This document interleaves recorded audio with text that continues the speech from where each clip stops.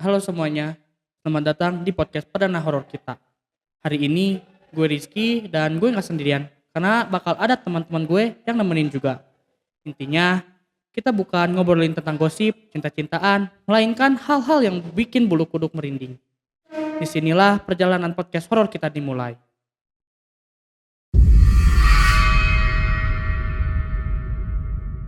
Jadi waktu tahun 2022 keluarga besar gue liburan ke pantai di daerah Garut. Seperti keluarga biasanya lah nih ya. Gue tuh liburan happy-happy gitu, main pas pantai, air laut, berenang. Nah, di sana juga batu karangnya tuh cantik-cantik untuk diambil gitu. Nah, ya udahlah gitu ngambil banyak gitu, berapa kotak kotak box gitu kalau nggak salah di mobil tuh dibawa. Nah, di hari esoknya kita tuh mau pulang. Nah, nyokap gue tuh kayak kayak ada yang narik gitu kakinya tuh kayak ada ditahan. Ngerti nggak sih? Kayak ada yang ditahan, "Udah jangan pulang," gitu. Nah, kita tetap lanjut lah nih ya. Nah, waktu di mobil tuh nyokap gue tuh ini apa, kepalanya tuh kayak ada yang ditumbuk sama batu karang, kayak sakit banget kepalanya tuh. Nah, udah di daerah Pangalengan gitu kalau nggak salah, daerah gunung-gunung pegunungan Pek gitu, nyokap gue tuh tiba-tiba memberontak minta berhenti ke pinggir jalan. Dan akhirnya tuh nyokap nyokap gue tuh berhentilah gitu istirahat. Nah, nyokap gue tuh bilang gini waktu turun, kan di mobil tuh kita cuma ada 6 orang di mobil tuh. Nah, Eee, tapi nyokap gue tuh ngelihatnya tuh kayak banyak banget yang turun dari mobil kita, kayak banyak anak kecil gitu. Nah udah gitulah, feeling bokap gue tuh udah nggak enak gitu pas ada yang ngikutin nih, ke nyokap gue gitu. Udahlah, bokap gue tuh langsung baca doa-doa pendek gitu, dipegang ketujuh apalah, nggak ngerti aku juga gitu. Di situlah nyokap gue berontak-berontak kayak ngamuk-ngamuk orang orang kesurupan tahu kan, minta ngebalikin batu karang itu ke tempat asalnya. Nah, udahlah didoain terus, nyokap gue nelpon yang mobil-mobil yang udah di depan, "Tolong buang gitu batu karangnya, buang aja," gitu. Udahlah dibuang, ya demikian itu, gak lama kemudian, si nyokap gue tuh langsung sadar. Intinya itu kita kalau misalkan mau ngambil, barang atau apa gitu di tempat yang kita nggak tahu itu, harus minta izin.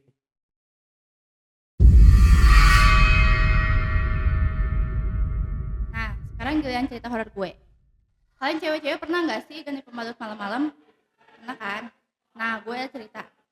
Waktu gue ganti pembalut malam-malam, ini tepatnya pas gue hari kedua. Kan lagi banyak-banyaknya tuh hari kedua. Nah, waktu malam jam 11 malam, gue tuh ngerasa nggak enak sama pembalut gue karena merasa kayak udah banyak lah.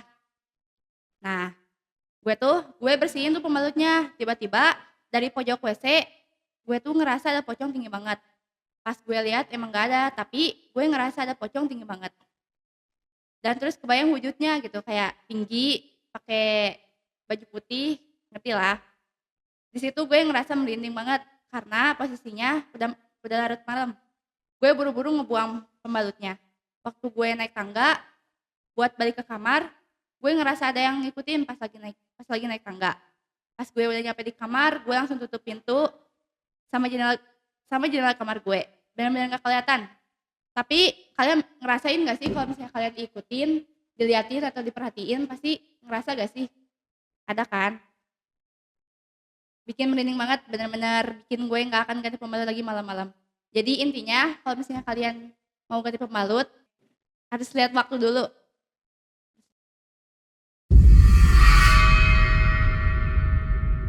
Kayak mungkin kali ini dari gue ya. Jadi awalnya tuh gue lagi main HP kan malam-malam. Terus eh sekitar jam 11. Di situ tiba-tiba gue ngerasa kayak ada hal yang bikin gue kepikiran kan sama kejadian yang dulu pernah gue alamin. Nah, di situ gue berdoa lah. Jadi lebih milih buat tidur gitu kan. Karena gue nggak mau terus-terusan kepikiran sama hal yang benar-benar bikin gue trauma kan gitu. Nah, di situ gue tidur, terus nggak tahu kenapa sekitar jam 2 malam, gue tiba-tiba, ngerasa badan gue tuh berat dan nggak bisa digerakin gitu. Kalian pernah nggak sih ngalamin kayak gini? Belum? Nah, terus di situ, gue cuma bisa ngebuka mata doang gitu, tiba-tiba kayak ada bayangan putih di depan, gue nggak tahu itu apa, tapi perlahan-lahan bayangan yang di pinggirnya tuh jadi gelap, terus tiba-tiba cuma ngeliatin yang putih itu doang. Terus pelan-pelan si cahaya putih itu ngedeketin ke gua. Terus gua perhatiin makin dekat ternyata itu sosok pocong gitu. Nah, di situ gue mulai baca ayat kursi kan dan doa-doa gitulah. Karena gue emang nggak terlalu ngerti kan. Terus di situ perlahan bayangan itu hilang kan. Nah, di situ gue milih buat tidur lagi dan gak mikirin hal yang emang gak masuk akal banget kan gitu. Nah, di situ hal yang sama terjadi di jam 3 subuh. Di situ gue ketindihan lagi. Terus di situ yang muncul di hadapan gue tuh kayak sosok hitam gede, tingginya tuh ada seatap rumah gitu kan. Nah, gue nggak tahu sosok itu apa, kayak sosok genderuwo mungkin ya, gue nggak tahu itu apa. Terus di situ spontan gue kaget kan dan mejemin mata gue karena emang di situ dia kayak posisi mau nerekam gitu, tau gak sih dari atas kayak gini kan. Nah, di situ gue menjamin mata.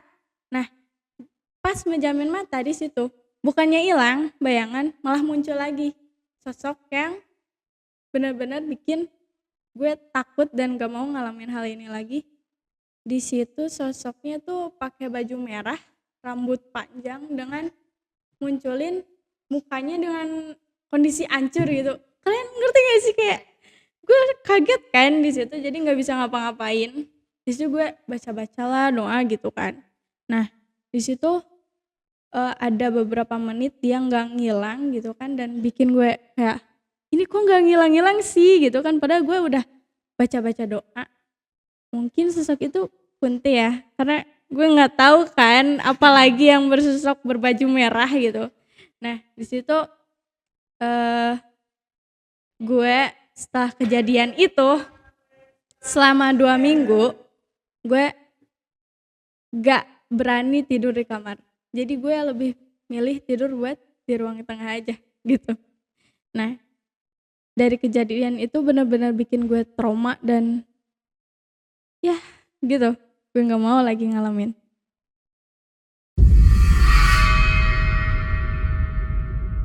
Nah oke, jadi cerita terakhir dari gue untuk malam ini, gue mau ceritain pengalaman gue yang disukai sama nenek-nenek. Dalam tanda kutip nenek-nenek ya.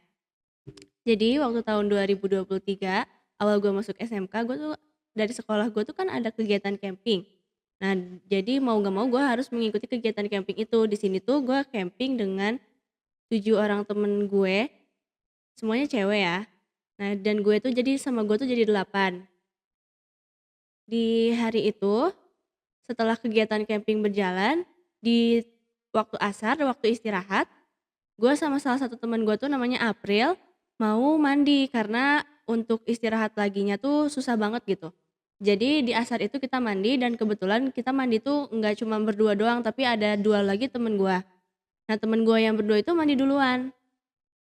Setelah itu karena waktu istirahat asar tuh singkat, jadi gue sama April ngeburu-buru temen gue yang lagi mandi itu untuk cepet mandinya supaya kita juga kebagian waktu untuk mandi. Nah FYI, bentuk kamar mandinya tuh kayak bilik gitu dan ada 4 bilik gitu ya.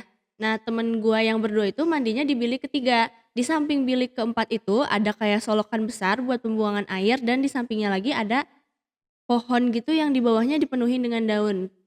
Nah setelah itu kegiatan berjalan lagi. Waktu maghrib tiba, waktu maghrib tuh istirahat lagi dan sewaktu maghrib tuh kayak gua ngerasa badan gua tuh udah mulai nggak enak, kayak merinding, panas dingin gitu-gitulah. Akhirnya teman-teman gue yang lain nyuruh gue untuk jangan ikut kegiatan selanjutnya karena takutnya kondisi gue makin ngedrop. Nah ya udah akhirnya gue ikutin kata mereka untuk istirahat aja dan lanjut lagi untuk kebesokan harinya gue juga masih ngikutin kegiatan camping. Badan gue udah enakan sih, cuman kayak kalian tahu gak sih feel-nya kayak berat, pegel-pegel gitu. Mungkin antara emang gak kebiasa tidur di tempat kayak gitu kali ya. Nah, udah segala macam kegiatan, akhirnya waktu gue pulang, gue langsung lah tuh mandi, bersih-bersih gitu, beres-beres barang-barang yang udah gue bawa. Dan setelah itu gue turun ke bawah untuk makan. Dan dari makan itu gue tidur. Habis makan tuh gue tidur di ruang tamu. Kayak ada karpet gitu dan gue tidur di situ. Dan akhirnya kebangun deket waktu maghrib. Pas waktu maghrib tuh gue nggak sholat. Oh ya, FYI di sini tuh gue lagi mens ya.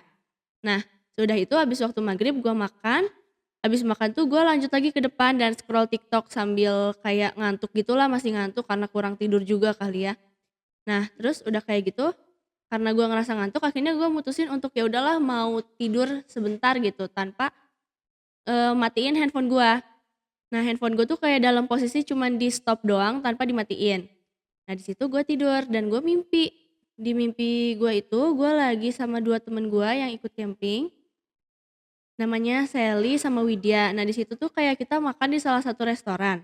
Dan di restoran itu tuh kayak ada kaca besar banget di depan wastafelnya gitu. Nah, abis cuci tangan kita tuh kayak ngaca dan bercanda-bercanda gitu loh. Kayak gimana lah cewek-cewek kalau misalkan abis makan, touch up, apa segala macem gitu ya. Nah, dan akhirnya eh pas kita lagi bercanda-bercanda tuh tiba-tiba temen gua yang berdua itu meluk gua gitu. Karena gua ngerasa mereka berdua meluk gua dan gua ngerasa keberatan, akhirnya gua kayak nunduk untuk nahan badan gua gitu loh. Dan posisi gua di mimpi itu ngadep ke kaca, dan pas gua ngadep ke kaca, gua lihat di kaca itu teman gua yang 2 tuh udah nggak ada dan berubah jadi nenek-nenek itu gitu. Dan nenek-neneknya tuh kayak tau gak sih meluk gua dari belakang gitu. Dan dia tuh kayak pas gua lihat ke kaca tuh langsung nyengir gitu. Nah, di situ karena gua kaget tiba-tiba berubah jadi nenek-nenek, gua kebangun. Nah, di posisi gue yang kebangun itu, gue nggak bisa gerak sama sekali. Kayak kayak ketahan gitu loh untuk bangun. Dan feel-nya tuh masih sama kayak pas dipeluk di mimpi. Dan gue yakin banget ini tuh gue ketempelan sesuatu. Dan di situ gue berusaha untuk gerakin handphone gue dengan tangan gue yang masih megang handphone itu, tapi susah kan. Akhirnya gue bacalah surat-surat pendek supaya gue bisa gerak dan setelah itu gue bisa gerak. Nah, gak lama dari situ gue langsung nemuin bunda gue. Kebetulan bunda gue ini orangnya ngerti dalam hal pembersihan kayak gitu-gitu. Akhirnya gue cerita tentang mimpi gue dan segala macam. Ternyata emang bener si nenek itu ngikut pas gue camping. Nenek itu tuh ngikut pas gue berdiri deket pohon. Ingat gak sih tadi ada pohon di sebelah bilik keempat? Nah, di situ. Jadi dia ngikut di situ. Nenek itu cuma ngomong kayak aku tuh suka gitu sama anak ini. Meanwhile gue gitu ya. Nah, nenek itu kayak pengen pengen ngurusin gua, pengen ngejaga gua kayak gitu, tapi kalian bisa bayangin gak sih seserem apa kalian dijagain sama makhluk kayak gitu? Dan kayak gak kasat mata secara tiba-tiba ngikut. Dan di situ akhirnya bunda gua minta untuk supaya nenek itu pergi. Cuman ternyata dia tuh nggak mau pergi. Dan dia kayak malah malah ngasih feel marah gitu karena diusir. Dia bilang dia nggak mau pulang, sepi, maunya sama anak ini. Kalian bayangin lagi cuma mau sama anak ini gitu. Tapi karena makhluk yang kayak gitu tuh tetap kalah ya sama pembersihan-pembersihan kayak gitu, akhirnya nggak lama kemudian dia tuh pergi juga. Setelah beberapa hari stay di rumah gua, dia pergi juga. Mungkin segitu aja ya cerita dari kita. Makasih udah dengerin podcast horor kita kali ini. Oke, see you next time.